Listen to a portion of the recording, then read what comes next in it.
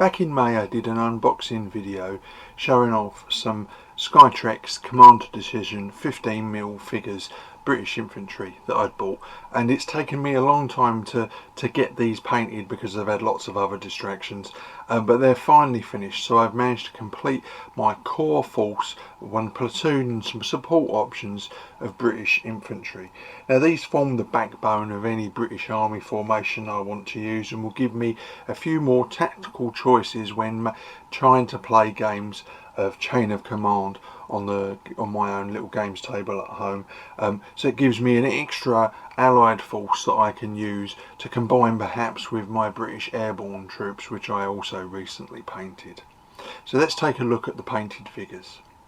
So this is a British infantry platoon from the chain of command rulebook.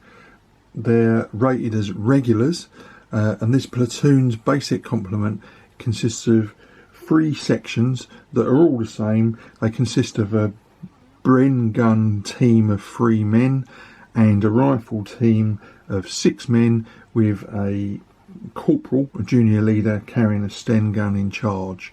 And then separate to that, the platoon headquarters basically consists of a lieutenant armed with a Sten, a platoon sergeant also armed with a Sten, a Piat team, 2-man Piat team, and a 2-man 2-inch mortar team.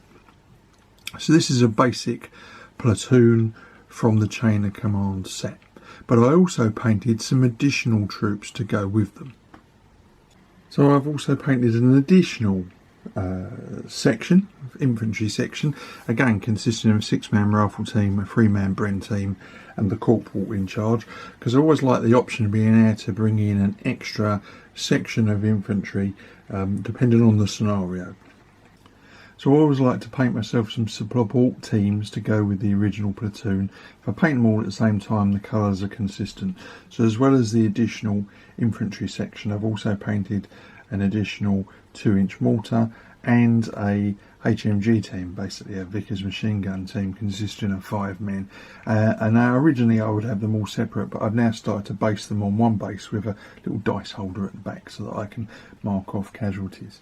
And then the last thing I painted was I decided to paint a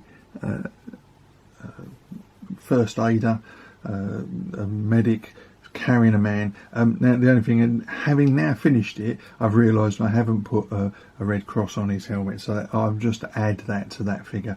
But essentially that's it. So my platoon is now going to consist of a section, a whole platoon, an extra section, a HMG team, an extra mortar, and a medic. I may well end up painting some more figures for the British. I'm sure I will at some point. I've got plenty of spares. I always end up overbuying, but these will serve me for the time being to give me a little bit more flexibility, to give me a different force that I can choose to use in my chain of command games.